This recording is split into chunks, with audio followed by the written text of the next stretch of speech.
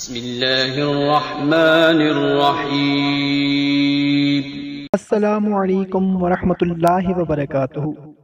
معزز سامعین کرام، امید ہے آپ تمام دوست احباب اللہ تعالیٰ کے فضل و کرم سے خیریت سے ہوں گے۔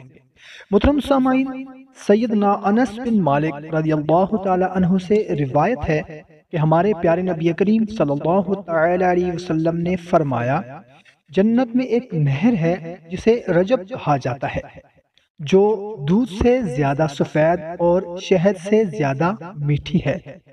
تو جو کوئی رجب کا ایک روزہ رکھے، اللہ عز و جل اسے اس نہر سے سیراب کرے گا۔ سبحان اللہ! دیکھو ناظرین، کتنی بڑی فضیلت ہے ماہ رجب المرجب میں ایک روزہ رکھنے کی، کہ اس کو اس نہر سے جو دودھ سے زیادہ سفید ہے اور شہد سے زیادہ میٹھی ہے، اللہ تعالیٰ اس نہر سے اس بندے کو سیراب کرے گا جو ماہ رجب المرجب کے مہینے میں صرف ایک روزہ رکھے گا۔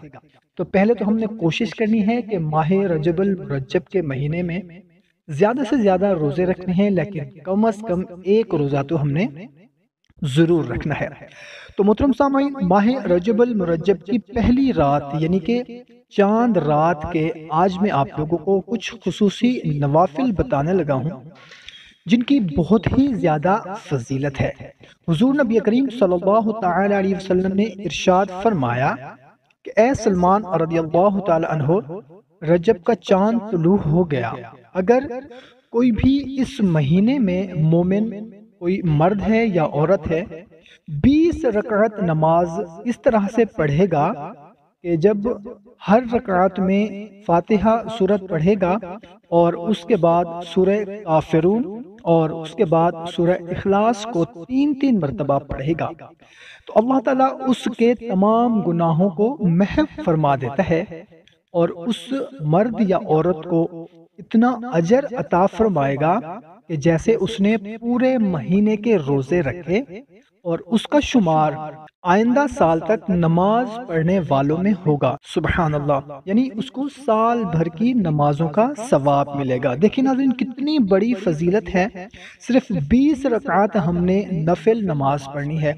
20 رکعات نماز پڑھنے میں میرے خیال سے زیادہ 1-1.5 گھنٹہ لگ جائے گا، زیادہ سے زیادہ۔ تو ہم نے کوشش کرنی ہے کہ ماہ رجب المرجب کی پہلی رات یعنی کہ چاند رات کو ہم نے یہ 20 رکعت نوافل لازمی پڑھنی ہے۔